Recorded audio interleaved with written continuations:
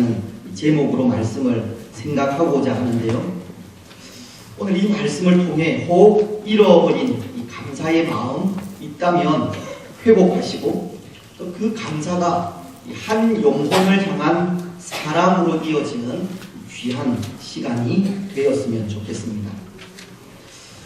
때로 우리는 이 감사를 생각할 때 우리의 감사가 그런 것일 때가 많다는 생각을 하게 되는데요. 즐거움이 있는 감사, 기쁨이 있는 감사, 풍요로움이 있는 감사.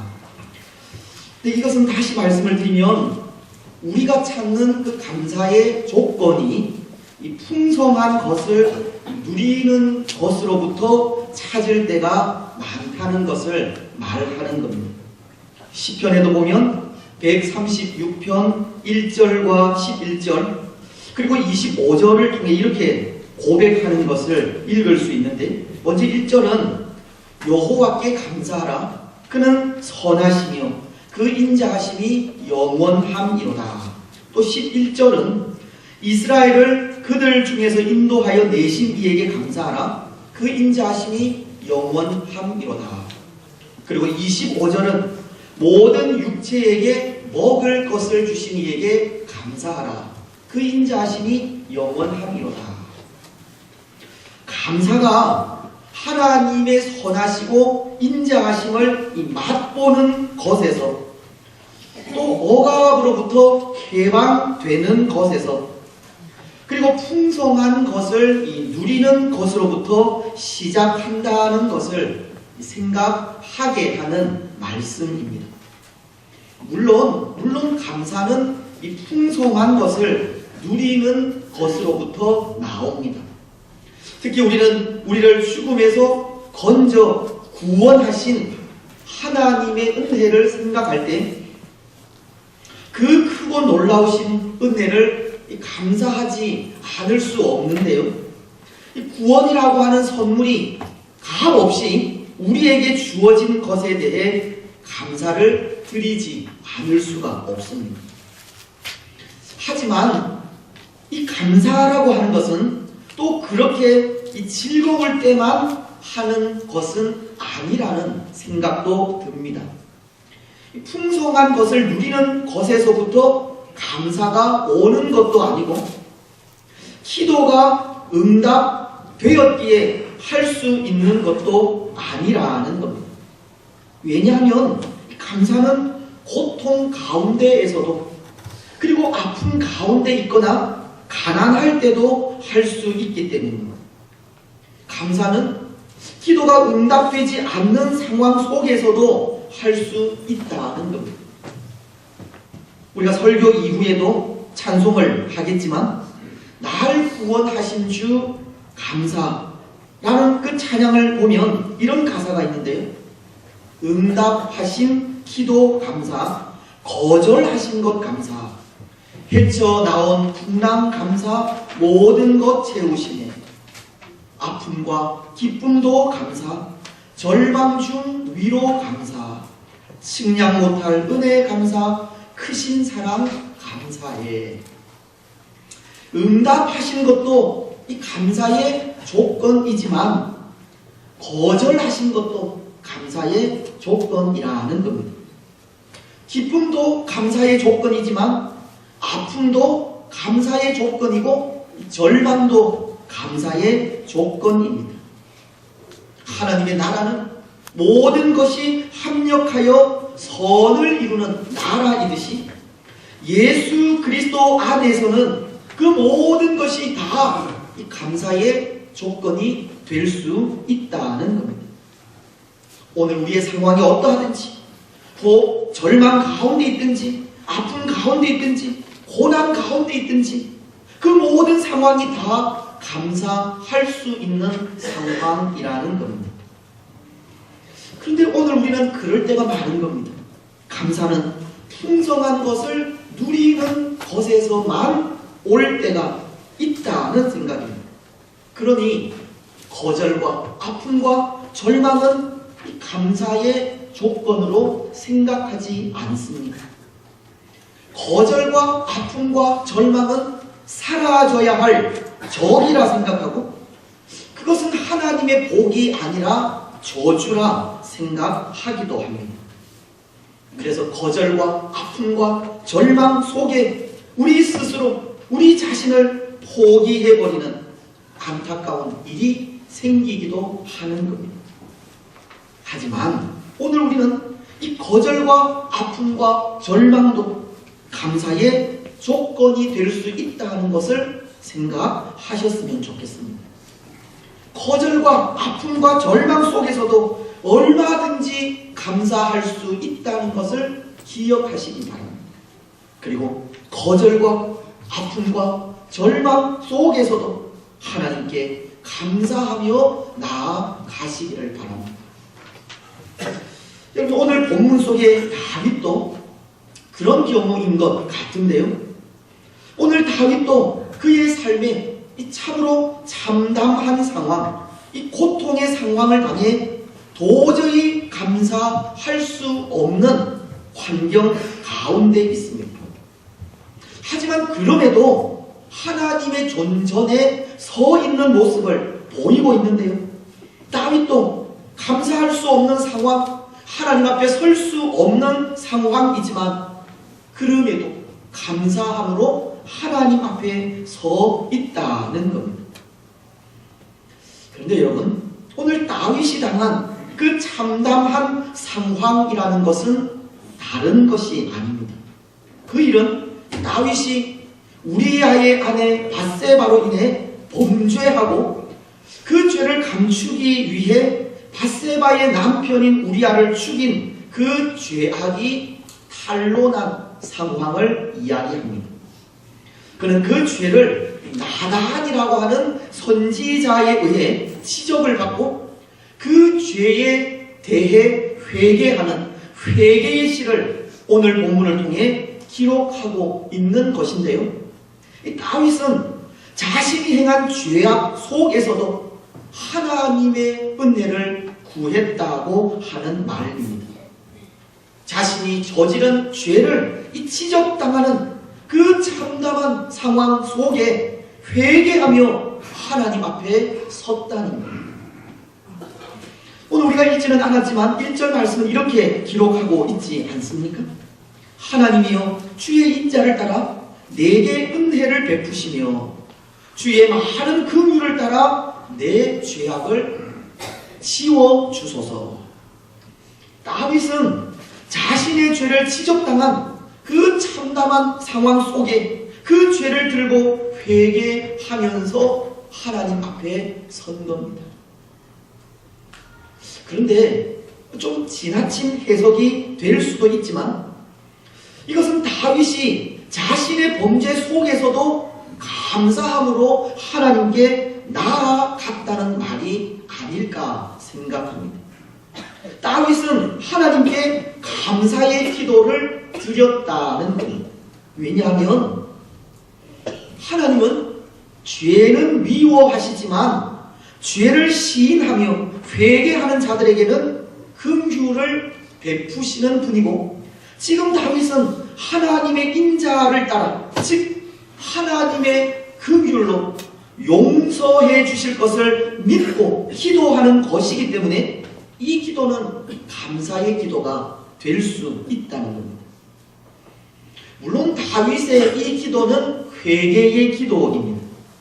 그는 지금 하나님과 사람 앞에 지은 죄를 회개하며 용서해 달라는 기도를 하나님의 인자하심에 근거하여 드리고 있습니다.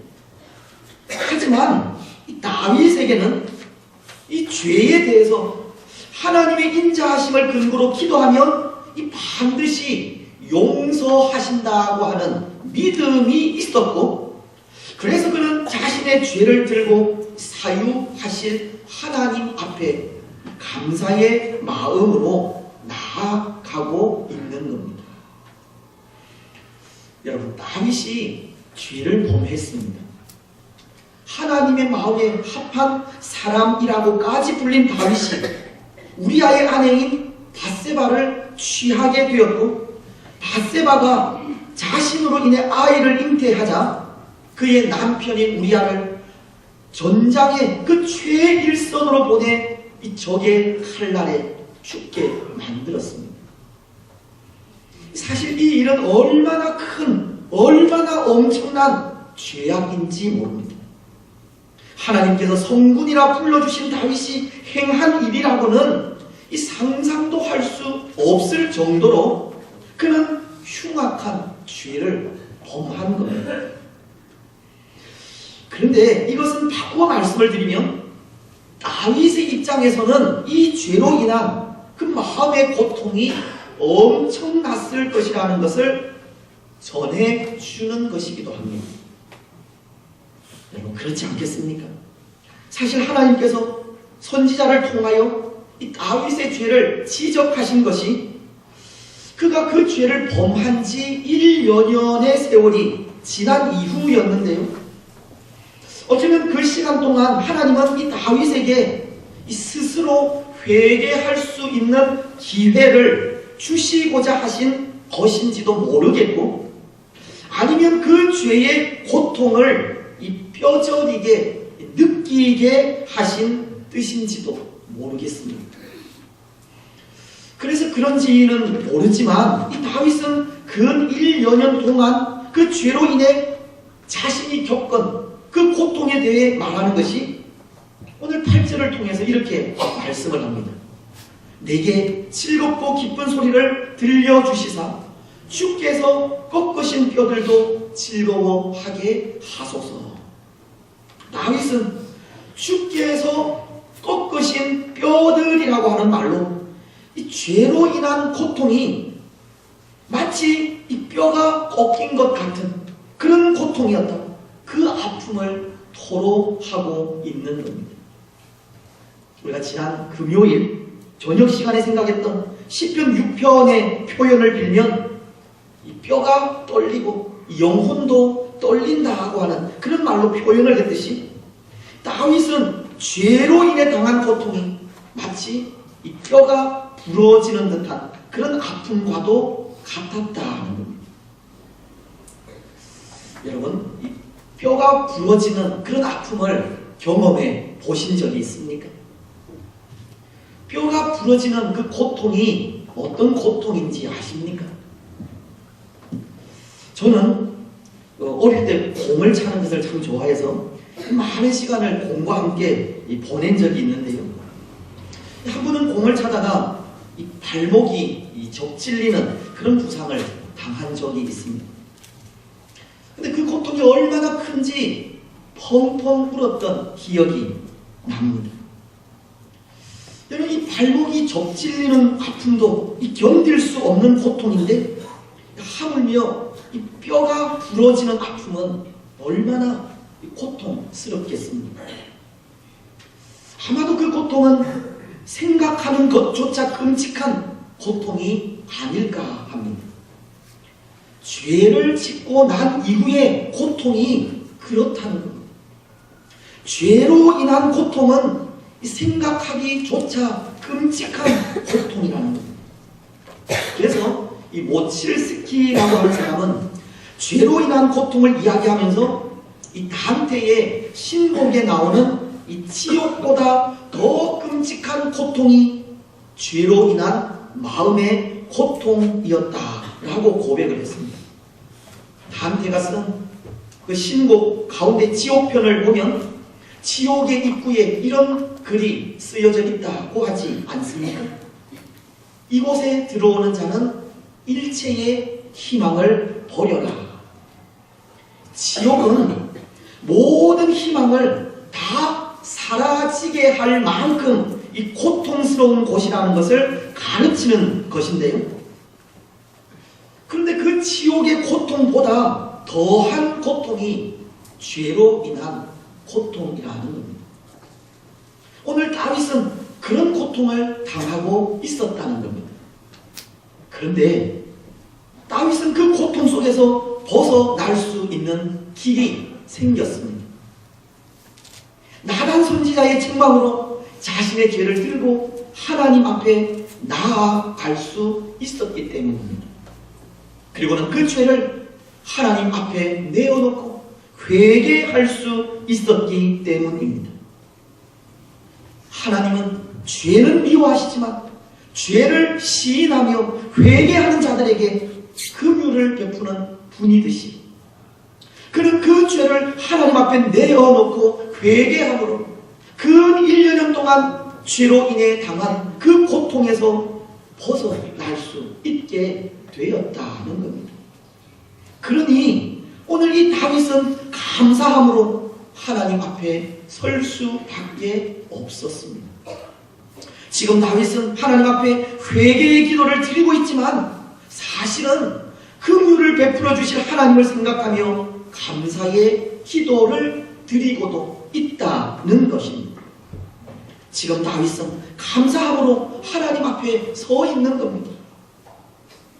다시 말씀을 드리면 다윗은 자신의 죄를 회개하며 하나님 앞에 섰지만 인자하심이 풍성한 하나님으로 인해 하나님의 긍휼하심을 입게 되었고 그 긍휼로 인하여서 감사할 수 있었다는 겁니다. 죄로 인한 고통이 하나님 앞에서 감사로 회복되었다는 것을 가르치는 말씀입니다. 그렇습니다. 사랑하는 여러분, 이 죄로 인한 고통까지도 얼마든지 감사로 바뀔 수 있습니다. 우리가 겪는 절망도 얼마든지 감사로 바뀔 수 있습니다. 오늘 우리가 처한 상황이 어떠하든지 그 상황 속에서 하나님 앞에 설 수만 있다면 그 자리는 감사의 자리가 되는 겁니다. 그런 것도 같습니다. 여러분, 오늘 우리는 항상 감사의 삶을 살고 또 구원의 즐거움을 누리며 살아가야 하는데요. 오늘 다윗이 자신의 죄를 들고 하나님 앞에 섰을 때 하나님의 은혜로 감사로 그 고통이 감사로 바뀌었듯이 우리도 우리의 죄를 들고 하나님 앞에 설 때 사유하시는 하나님의 은혜로 항상 이 감사의 삶을 살 수 있을 것 같습니다. 그렇지 않습니까? 오늘 이 다윗도 자신의 죄를 들고 하나님 앞에 회개하며 나아가면서 13절을 통해 그리하면 내가 범죄자에게 주의 도를 가르치리니 죄인들이 주께 돌아오리이다. 이 사유의 은총을 입으면 이제는 자신의 입술을 열어 하나님을 찬송하고 다른 사람들에게 하나님을 전하며 살아갈 것을 고백하고 있는데요. 결국 이것은 죄의 용서가 감사의 삶을 회복한다는 것을 가르치는 겁니다. 사유하시는 은총이 구원의 즐거움을 회복시킨다는 것을 말씀하는 겁니다. 우리가 우리의 죄를 들고 설 때 하나님의 사유하심으로 감사가 회복되고 구원의 즐거움이 회복된다는 겁니다. 모르겠습니다. 어떤 분들은 그렇게 말씀하실지도 모르겠습니다. 구원이 주는 즐거움을 위해 감사가 더욱 감사되기 위해 그렇게 매일같이 죄를 회개하며 나아갈 필요가 있겠느냐? 우리에게 풍성하게 주시는 은혜만으로도 충분히 감사할 수 있고 그것만으로도 구원의 은총을 되새길 수 있는데 굳이 우리의 죄까지 애써 기억하며 회개하기까지 감사를 회복할 필요가 있겠느냐고 말씀하실 분들이 있을지 모르겠습니다. 맞는 말입니다. 오늘 우리는 우리에게 베푸신 은혜만으로도 얼마든지 감사할 수 있고 얼마든지 구원의 기쁨을 누릴 수 있습니다. 하지만 우리의 과거가 고통스럽다고 그것을 기억하지 않고 잊어버린다면 감사는 참된 감사가 될 수 없는 겁니다. 구원의 기쁨 역시 참된 기쁨이 될 수 없습니다.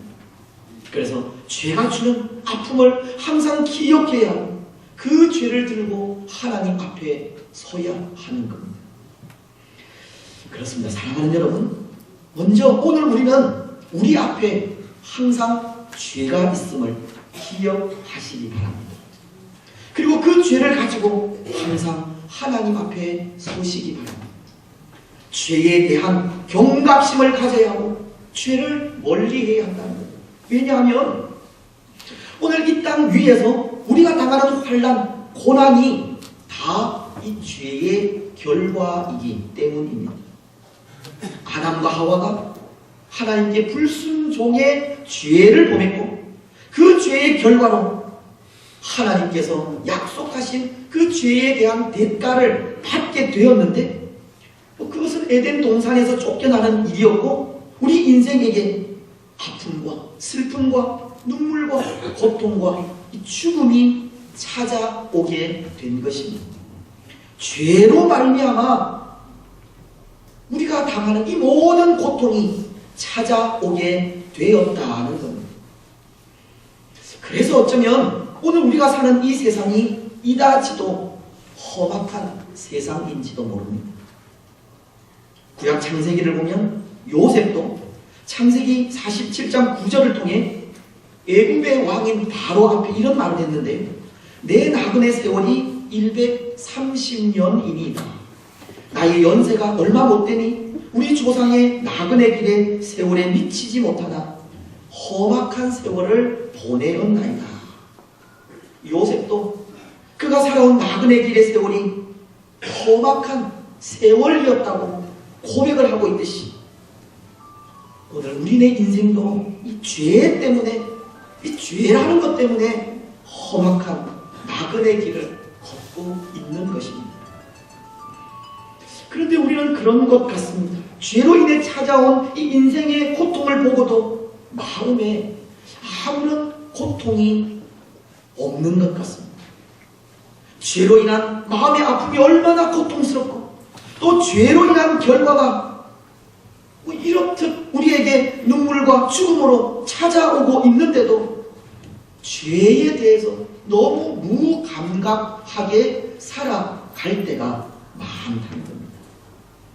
혹 그것이 다윗과도 같은 죄를 짓지 않았기 때문에 그렇습니까? 살인을 저지르지 않았어요? 간음을 행하지 않았어요? 남을 상해하고 눈에 보이는 죄를 행하지 않아서 그렇습니까? 아니면 죄에 대해서 정말 자유해서 그렇습니다. 때로 우리는 사람들 눈에 보이는 무시무시한 죄를 짓지 않았다고, 그들과 똑같은 죄를 짓지 않았다고 우리 스스로 만족해하며 이 죄에 대해 아무런 감각 없이 살아가고 있는 것은 아닌지 모릅니다. 하지만 하나님 앞에서는 큰 죄, 작은 죄의 구별이 없습니다. 죄의 경중이 없다는 겁니다. 요한일서 3장 15절은 이렇게 말씀하고 있는데요. 형제를 미워하는 자마다 살인하는 자니. 형제를 미워하는 것은 살인한 것과 같다고 말씀을 하십니다. 또 예수님은 마태복음 5장 22절을 통해 형제에 대하여 욕하는 자들도 다 지옥불에 들어가게 되리라고 하셨습니다. 죄의 그 경중이 문제가 아니라 죄 그 자체가 문제라는 겁니다. 우리가 크다고 생각하는 죄는 또 우리 마음에 고통을 주고, 작은 것이라 생각하는 죄는 고통을 주지 않는 것이 아니라 죄에 대해서는 그것이 어떤 것이든 다 경각심을 가져야 하고 죄에 대한 생각을 새롭게 해야 한다는 것을 말씀하는 겁니다. 죄에 대해 아파할 줄 알아야 하고 그 죄가 어떤 것이든 이 상한 심령으로 그 죄를 들고 하나님 앞에 서야 한다는 겁니다. 오늘 다윗도 3절을 통해서 무릇 나는 내 죄과를 아오니 내 죄가 항상 내 앞에 있나이다, 그런 고백을 하듯이 오늘 우리도 우리의 죄가 항상 우리 앞에 있음을 고백하며 나아가야 합니다. 우리의 죄를 들고 상한 심령으로 하나님 앞에 서야 합니다. 죄에 대해서 심각하게 생각해야 하고 그 죄를 들고 겸손하게 하나님의 용서를 구해야 합니다. 죄에 대해서 아파하고 상한 심령으로 하나님 앞에 설 때 그 죄를 해결받을 수 있기 때문입니다. 죄에 대해서 아파하고 상한 심령으로 하나님 앞에 설 때 사유하시는 은혜를 입어 다시 한번 구원의 즐거움을 맛볼 수 있기 때문입니다. 죄에 대해 아파하고 상한 심령으로 하나님 앞에 설 때 우리 속에는 정한 마음이 창조되고 정직한 영이 새롭게 되어 죄에 대해 자유할 수 있기 때문입니다. 사랑하는 여러분, 오늘 우리는 상한 심령으로 하나님 앞에 서시기를 바랍니다. 우리의 죄를 겸손하게 하나님 앞에 내어놓으시기를 바랍니다. 그리고 사유하시는 하나님의 은혜를 입어 정한 마음을 창조하시고 정직한 영이 새롭게 되어 구원의 즐거움을 회복하는 우리들이 되시기를 바랍니다. 그리고 또 하나, 오늘 우리는 하나님의 은혜로 그 고통스러운 죄에서 해방되었음을 기억하면서 감사하는 삶을 살아가셔야 합니다. 오늘 우리는 구원의 감격에 살아가야 합니다. 그 감격 속에 살아가야 합니다. 예수 그리스도의 보배로운 피로 모든 죄에서 이미 노임을 받았다는 것을 늘 감사해야 합니다. 사실 오늘 우리는 그렇지 않습니까? 다윗도 그가 죄를 지었을 때 하나님 앞에 감사함으로 서서 용서를 받았듯이 우리의 죄도 이미 회개하고 예수님을 믿음으로 해결을 받았는데, 그런데 그 죄에서 건짐을 받은 사실을 기억하지 않는 경우가 있습니다. 때로 구원의 그 은혜를 잊어버릴 때도 있다는 겁니다. 그런데 여러분, 분명한 것은 구원의 은혜를 잊어버리면 구원의 감격도 잊혀진다는 겁니다. 구원의 은혜가 사라지면 감사도 사라지고 기쁨도 사라집니다. 경건의 능력도 잃어버리게 됩니다. 구원의 은혜를 기억하지 않으면 능력을 잃은 그리스도인으로, 감사가 없는 그리스도인으로, 이름뿐인 그리스도인이 된다는 겁니다. 세상 속에 아무런 힘을 발휘하지 못하고, 그래서 맛을 잃어버린 소금처럼 밖에 버려져 이 사람들의 발에 밟힐 수밖에 없는 처지가 되는 겁니다. 하지만 구원의 은혜를 날마다 되새길 때, 그 구원의 은혜를 기억할 때 감사도 감격도 회복되고 능력도 회복이 됩니다. 오늘 다윗도 보십시오. 그는 그가 범한 죄를 놓고 고통 속을 헤매다가 하나님의 은혜로 사유의 은총을 깨닫게 되었을 때 그에게는 감격이 넘칩니다. 감사가 회복됩니다. 경건의 능력까지 회복되었습니다. 그래서 그는 이렇게 노래하며 나아간 것입니다. 13절에서 그리하면 내가 범죄자에게 주의 도를 가르치리니 죄인들이 주께 돌아오리이다. 그는 구원의 도를 예수님을 알지 못하는 자들에게 전하겠다고, 그에게서 그 구원의 은혜가, 감사가 회복되는 것으로 구원의 즐거움이 회복되며 경건의 능력이 회복되는 것으로 나타나고 있는 겁니다. 구원의 은혜를 되새기는 것이 능력 있는 그리스도인이 되게 한다는 것입니다. 사랑하는 여러분, 오늘 우리 앞에 여전히 죄가 있고 죄로 인한 고통도 있지만 바로 거기에 하나님의 사유의 은총도 함께 있다는 것을 기억하시기 바랍니다. 죄의 그 크나큰 고통 속에서 이미 건져 구원함을 받았다는 사실을 가슴 깊이 깨닫고 감사하시기를 바랍니다. 그리고 사유하신 하나님의 은혜로 회복된 구원의 즐거움을 가지고 또 다른 사람들에게 주의 도를 전하는 경건의 능력을 보이시기를 바랍니다. 다음 주일 우리는 추수감사주일과 함께 300명 예배자주일을 지키게 되는데요, 우리에게 주어진 구원의 감격으로 태신자들에게 우리가 전도하고자 하는 사람들에게 구원의 즐거움을 전하는 능력이 있기를 바랍니다. 구원의 감격을 되새기면서 더 많은 사람들이 구원의 즐거움을 누릴 수 있도록 구원의 도를 전하는 우리들이 되시기를 바랍니다. 이제 말씀을 맺겠습니다. 사랑하는 여러분, 감사는 어떤 상황 속에서도 할 수 있습니다. 감사는 더 큰 감사를 낳게 하고, 감사는 구원의 즐거움을 회복시킵니다.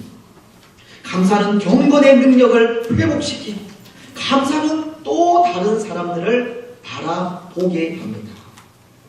오늘 우리는 감사를 통해 구원의 즐거움을 회복하시고, 감사를 통해 또 다른 사람들에게 구원의 즐거움을 전하시기 바랍니다. 그래서 다음 주에 우리가 맞이하게 될 추수감사주일과 300명 예배자 주일은 감사가 충만한 주일로 많은 사람들과 함께 구원의 기쁨을 즐거워하는 복된 주일이 되시기를 주님의 이름으로 축복합니다. 찬양하겠습니다. 날 구원하신 주 감사의 가사를 기억하시며